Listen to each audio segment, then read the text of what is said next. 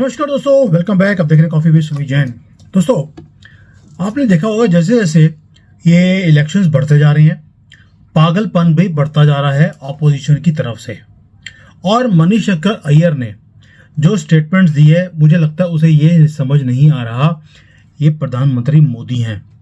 इन्हें 25 साल का एक्सपीरियंस है पागल व्यक्तियों को निपटाने का। और तुम क्या चीज हो? अब ये बात करेंगे कि क्या हुआ क्या है। सिर्फ मैं मनीशंकर अय्यर की बात नहीं करूंगा क्योंकि वो आपने सुन लिया, लेकिन चक्कर ये है कि हमारे इतिहास में हमने पिछले 25-30 सालों की मैं हिस्ट्री निकालूंगा कि ये स्टेटमेंट्स दी क्यों जाती हैं और इसके पीछे मकसद क्या है। ऐसा क्या बात है कि मनीशंकर अय्यर पाकिस्तान की ओर से उनकी पैरवी कर रहा है और ये बोल रहा है कि भारत को पाकिस्तान को इज्जत देनी चाहिए क्योंकि पाकिस्तान के पास परमाणु बम है और मोदी सरकार पाकिस्तान से अगर बातचीत नहीं करेगी तो भारत पे ऊपर परमाणु बम से हमला हो सकता है। ओ भाई, आज तो योगी जी ने बोल दिया, वो हमने ना रेफ्रिजरेटर में रखने के लिए बम नहीं रखा हुआ, हम भी चलाना जानते हैं। लेकिन ये जो सारी थ्योरी है इसको बोलते हैं मैडमैन्स थ्योरी। अब ये मैडमैन थ्योरी क्या होती है जो पाकिस्तान और कांग्रेस वाले हमारे ऊपर हमेशा ही थोपने में लगे रहते हैं। ये मैडमैन थ्योरी जो है वो अमेरिका से शुरू हुई। वहां के एक राष्ट्रपति होते थे रिचर्ड निक्सन, उन्होंने शुरू करी थी। और उन्होंने क्या किया कि जब सोवियत यूनियन और अमेरिका के बीच में जो कोल्ड वॉर शुरू हुआ था, अब उसको निपटाने के लिए क्या किया गया, यानी कि सोवियत यूनियन को एक पॉइंट देना था कि भैया हमारा जो प्रधानमंत्री है, ये प्रेसिडेंट है, ये पागल है। तो निक्सन ने खुद ही अपने विदेश मंत्री, जिसका नाम था किसिंगर, उसको भेजा और उसके थ्रू एक अफवाह फैला दी कि जो निक्सन है वो थोड़े से पागल हो गए हैं, कभी भी कोई भी पागल वाली हरकतें कर सकते हैं, यानी कि अगर वो भड़क गए तो परमाणु बम से हमला भी कर सकते हैं। इस आदमी का कुछ भी पता नहीं है, ये क्या कुछ कब कर दे। अब परमाणु हथियार तो सोवियत यूनियन के पास भी थे, लेकिन कोई भी कंट्री ये नहीं चाहता कि भाई दूसरा आदमी मेरे ऊपर बम फेंके, उसके बाद मैं भी उसका जवाब दूं और उसकी कंट्री को तबाह करूं। लेकिन उससे पहले तो मेरी अपनी कंट्री ही तबाह होगी। कोई भी अपनी कंट्री को तबाह होता हुआ नहीं देख सकता है, या कहिए कि अपना ही नुकसान कोई भी देखने को तैयार नहीं होता। दूसरा बर्बाद हो जाए फर्क नहीं पड़ता। अभी इसी सिद्धांत को, यानी कि इसी मैडमैन्स थ्योरी को पाकिस्तान भी अपनाता है और उसी सिलसिले में अय्यर जी को ये स्टेटमेंट देने के लिए भेज दिया। और कांग्रेस जी तो वैसे भी एंटी नेशनल रहे हैं शुरू से ही, आपको इस बात का मालूम है। और उसके नेताओं ने ये ढोंग करना शुरू कर दिया, पाकिस्तान के नेताओं ने, कि वे पागल हैं, यानी कि पाकिस्तान में कोई ना कोई तो पागल है। जैसे पहले इमरान खान के लिए बोलते थे ये पागल है, कभी भी कुछ कर सकता है, भारत को परमाणु हमले से वो नष्ट कर देंगे। इस ढोंग यानी कि इस धमकी का एक इतिहास भी है, वो भी समझाऊंगा आपको। अब 1990 में अगर आपको याद होगा, वीपी सिंह की सरकार के समय पाकिस्तान ने अफगानिस्तान से जो सारे इन्होंने ये जिहादी खड़े किए थे, अफगानिस्तान में सोवियत यूनियन के साथ लड़ाई करने के लिए जब वो युद्ध बंद हुआ, इन्होंने सारे आतंकवादियों को जम्मू कश्मीर में लड़ने के लिए भेज दिया। अब आतंकवादी जो थे वो 26 जनवरी 1990 को कश्मीर को इंडिपेंडेंट कंट्री घोषित करने वाले थे। लेकिन उस समय पाकिस्तान के विदेश मंत्री थे कोई याकूब खान, वो भारत के दौरे पर आए और इन्होंने आकर यहाँ पर मीटिंग्स करनी शुरू करी। तब हमारे जो विदेश मंत्री थे वो थे आई.के. गुजराल। उनको मिलने के बाद जब वो साउथ ब्लॉक के गलियों में, यानी कि कॉरिडोर्स में घूम रहे थे या बाहर निकलने वाले थे, एकदम से इस खान ने यह कहा गुजराल जी को कि गुजराल साहब, इस बार की लड़ाई पिछले युद्ध की तरह साफ सुथरी नहीं होगी। आपकी नदियां, पर्वत, शहर सब आग में झुलस जाएंगे।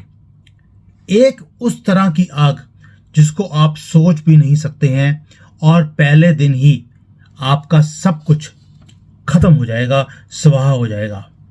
अब गुजराल जी समझ गए थे कि ये जो इनका फॉरेन मिनिस्टर है ये परमाणु बम गिराने की धमकी दे रहा है।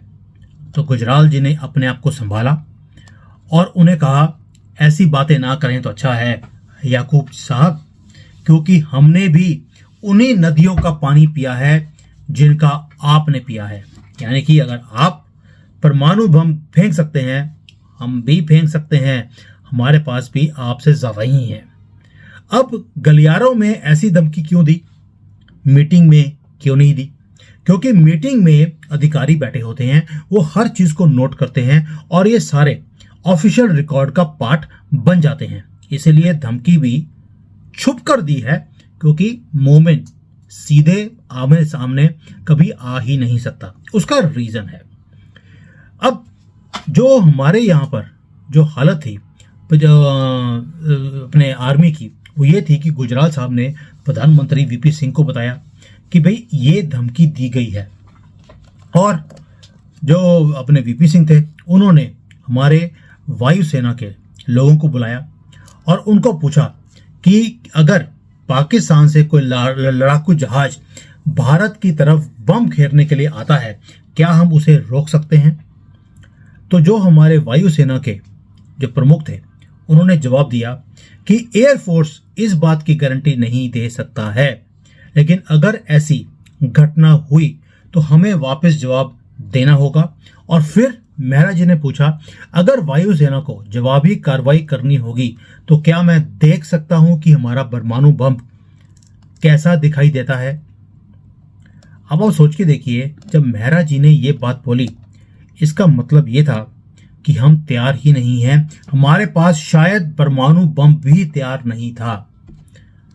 और ये बातें सुनकर जो गुजराल साहब हैं वो एकदम से घबरा गए, क्योंकि उन्हें पता लग गया था कि मेहरा जी को पता है कि हमारे पास उस वक्त ना बम है ना हिम्मत है, और हम जो उनका हमला है उसको हम नकार ही नहीं सकते, उसको हम जवाब दे ही नहीं सकते। और ये सारी घटना का वर्णन शेखर गुप्ता अपनी पुस्तक में या लेख में ऑलरेडी दे चुके हैं। पाकिस्तान के जो विदेश मंत्री रहे हैं खुर्शीद महमूद कसूरी, उन्होंने भी, उनकी एक पुस्तक थी neither a hawk nor a dove, उसके अंदर इस धमकी की जो इनके विदेश मंत्री ने दी थी उसकी पुष्टि भी करी है। अब पाकिस्तानियों के मन में ये बचपन से बैठाया हुआ है कि जो हिंदू हैं वो कायर हैं और एक धमकी से ये भाग जाएंगे।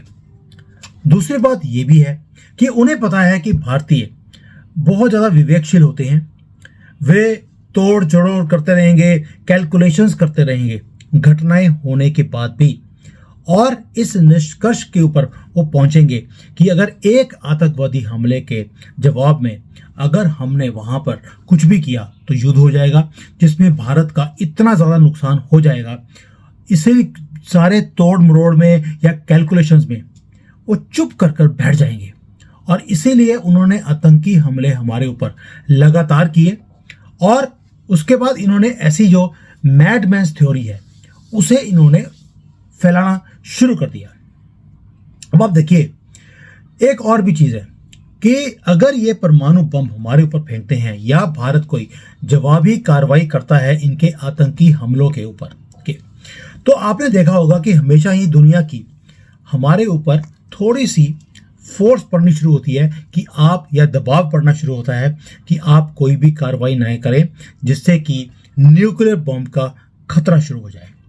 पाकिस्तान के इस पागल व्यक्ति सिद्धांत यानी कि मैडमैन्स थ्योरी को पहली बार अगर किसी ने तोड़ा तो वो थे वाजपेयी जी, जिन्होंने संसद पर जब हमला हुआ, उनकी धमकी जो है, मुशर्रफ की धमकी के बावजूद सीमा के ऊपर हमने सेना को खड़े रखा, 1-1.5 साल के लिए हटाया ही नहीं, मना कर दिया हम नहीं हटाएंगे, पूरे दुनिया का प्रेशर था हमारे ऊपर। तब मुशर्रफ की भी हालत खराब हो गई थी, उसे पता था कि अगर 1-to-1 युद्ध हुआ तो भारत एक दिन से ज्यादा युद्ध चलने नहीं देगा, पाकिस्तान को बर्बाद कर देगा। और परमाणु अगर हथियार को यूज किया पाकिस्तान ने तो पूरे नक्शे से दुनिया के पाकिस्तान को मिटा देगा, क्योंकि वाजपेयी जी हैं।